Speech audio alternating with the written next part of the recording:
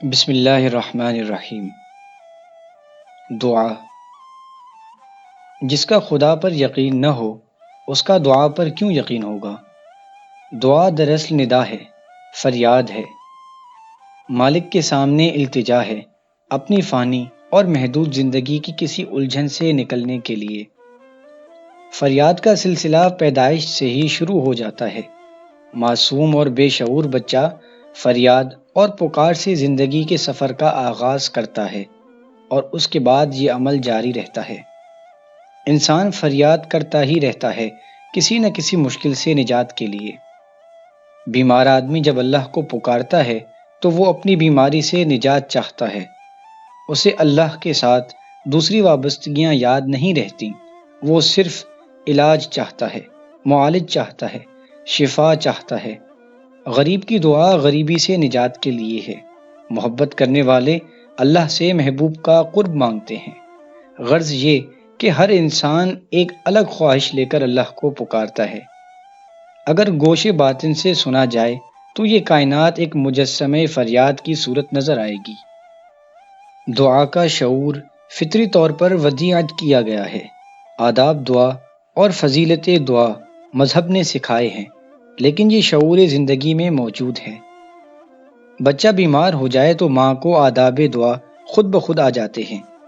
جہاز خطرے میں ہو تو مسافروں کو دعا سکھانے کی ضرورت نہیں پڑتی۔ دعا ان کے دل سے نکلتی ہے، بلکہ ان کی آنکھ سے آنسو بن کر ٹپکتی ہے۔ دعا کی سب سے بڑی خوبی یہ ہے کہ جہاں دعا مانگنے والا ہے وہیں دعا منظور کرنے والا ہے۔ اگر آپ بآواز بلند دعا مانگیں تو وہ دور سے سنتا ہے، اگر آپ دل میں دعا مانگیں تو وہ وہیں موجود ہوتا ہے۔ دعا کا انداز تقرب کے اظہار کا اعلان ہے۔ دعا الفاظ کی محتاج بھی ہے اور الفاظ سے بے نیاز بھی ہے۔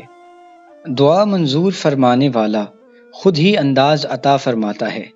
ہاتھ اٹھانا بھی دعا ہے، ملتجی نگاہ کا اٹھنا بھی دعا ہے۔ ہم اللہ سے وہ چیز مانگتے ہیں جسے ہم خود حاصل نہیں کر سکتے، لیکن جس کا حاصل کرنا ممکن ہو۔ مثلا ہم یہ نہیں مانگتے کہ اللہ ہمیں پرندوں جیسے پر عطا کر، کیونکہ یہ ممکن نہیں۔ ہاں البتہ یہ کہہ سکتے ہیں کہ اللہ ہمیں عشق کے پر لگا کر اڑا، کیونکہ یہ ممکن ہے۔ دعا پر اعتماد ایمان کا اعلیٰ درجہ ہے۔ یہ بڑے نصیب کی بات ہے کہ انسان دعا کا سہارا ہاتھ سے نہ جانے دے۔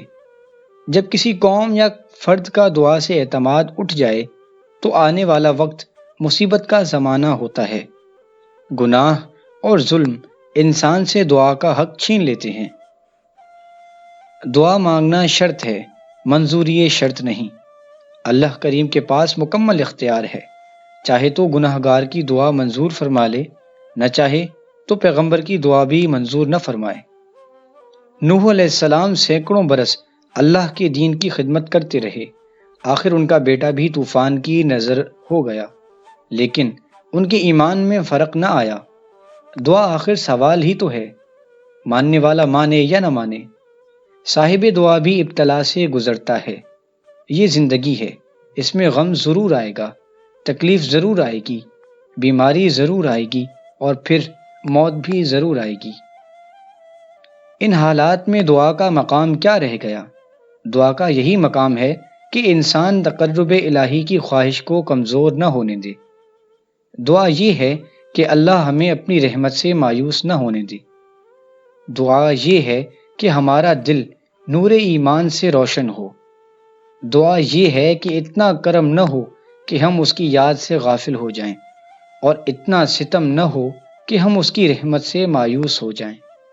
دعا یہ ہے کہ اللہ ہمیں منظور ہونے والی دعاؤں کی آگہی عطا فرمائے، اور وہ دعائیں جن پر باب قبول بند ہے ان کی توفیق عطا نہ فرمائے۔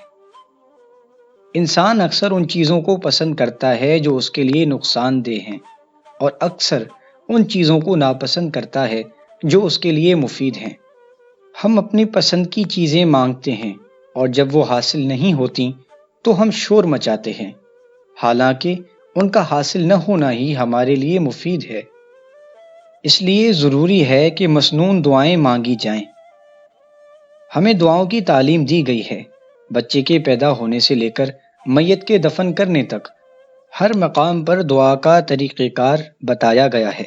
مثلا معمولی سا واقعہ ہے آئینہ دیکھنا، اس کے لیے بھی دعا ہے کہ اے اللہ میرے چہرے کی طرح میرے کردار کو بھی خوبصورت فرما۔ روایت ہے کہ ایک دفعہ ایک آدمی دعا مانگ رہا تھا، گڑ گڑا کر ایک مقرب فرشتے کا وہاں سے گزر ہوا۔ عابد پہچان گیا کہ فرشتہ ہے، بولا بھائی میری چند دعائیں ہیں، اللہ میاں کے ہاں پہنچا دو۔ پھر اس نے آرزوئیں گنوانا شروع کی۔ فرشتہ بولا بس میں سمجھ گیا۔ وہ بولا سمجھ گئے ہو، ابھی تو بات بھی مکمل نہیں ہوئی۔ فرشتے نے کہا میں اللہ میاں سے کہہ دوں گا کہ تیرا فلاں بندہ کہہ رہا تھا کہ اے مالک مجھے اپنے علاوہ سب کچھ دے دو۔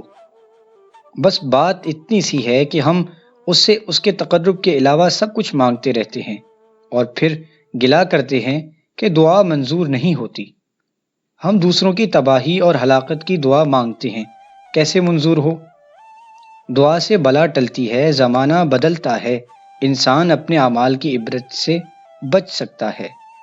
ماں کی دعا دشت ہستی میں سایہ ابر ہے، پیغمبر کی دعا امت کی فلاح ہے، دعا کی افادیت برحق ہے۔ دعا سے حاصل کی ہوئی نعمت کی قدر ایسے کرنی چاہیے جیسے منعم کی۔ دعا منظور ہونے کے بعد شکر ادا کرنا چاہیے کہ اس نے ہماری دعاؤں کو قبول فرمایا، یہ اس کا احسان ہے۔ کسی کے احسان کو اپنا حق نہ سمجھ لینا چاہیے۔ نیک آدمی کو چاہیے کہ وہ گنہگاروں کی بخشش کی دعا کرے، جاگنے والے کو چاہیے کہ سونے والوں کی فلاح کی دعا کرے۔ قوم کے ہر فرد کو قوم اور ملک کی سرفرازی کی دعا کرنی چاہیے۔ صاحب دعا صاحب محبت ہوتا ہے، اسی کی دعا مقبول ہے جس کو انسانوں سے، جانوروں سے، پرندوں سے، غرض یہ کہ ہر ذی جان سے محبت ہو۔ محبت نہ ہو تو دعا محض تکلف ہے۔ زمین و آسمان اور اس کے مابین جو کچھ بھی ہے، اس کی خیریت کی دعا مانگی جائے تو اپنی زندگی خیریت سے گزر جاتی ہے۔ نفرت کرنے والا انسان دعا سے محروم ہو جاتا ہے۔ سب کی بھلائی چاہنے والا ہی مقبول بارگاہ ہے۔ اللہ کو سب سے زیادہ وہ ہستی محبوب ہے جس کو رحمت ہر دو عالم صلی اللہ علیہ وآلہ وسلم بنا کر بھیجا گیا۔ حضور صلی اللہ علیہ وآلہ وسلم کے وسیلے اور واسطے سے دعاؤں کو مقبولیت عطا ہو جاتی ہے۔ اب احتساب میرے گناہوں کا کس لیے، اب واسطہ دیا ہے تمہارے حبیب کا صلی اللہ علیہ وآلہ وسلم۔ بہرحال جب تک زندگی ہے دعا رہے گی، دعا آہ ہے، فریاد ہے۔ شب تاریک کی تنہائیوں میں ٹپکنے والا آنسو بھی دعا ہے۔ سرے نیاز کا بے نیاز کے سامنے جھک جانا بھی دعا ہے۔ کسی بے بس کی نگاہ کا خاموشی سے سوئے فلک اٹھنا بھی دعا ہے، بلکہ مضطرب دل کی دھڑکن بھی دعا ہے۔ کسی دور رہنے والے کو محبت سے یاد کرنا بھی دعا ہے۔ روح کی مخلصانہ آرزو بھی دعا ہے۔ دعا دینے والے کے در پر کبھی ہم سائل بن کر جاتے ہیں اور کبھی دعا دینے والا سائل بن کر ہمارے در پر دستک دیتا ہے۔ ہم کسی کی دعا کی تاثیر ہیں، ہماری دعائیں کسی اور زمانے کو اثر دیں گی۔ منظور ہو یا نہ منظور، دعا بدستور جاری رہنی چاہیے۔ خاموش انسان خاموش پانی کی طرح گہرے ہوتے ہیں۔ خاموشی خود ایک راز ہے اور ہر صاحب اسرار خاموش رہنا پسند کرتا ہے۔ خاموشی دانا کا زیور ہے اور احمق کا بھرم۔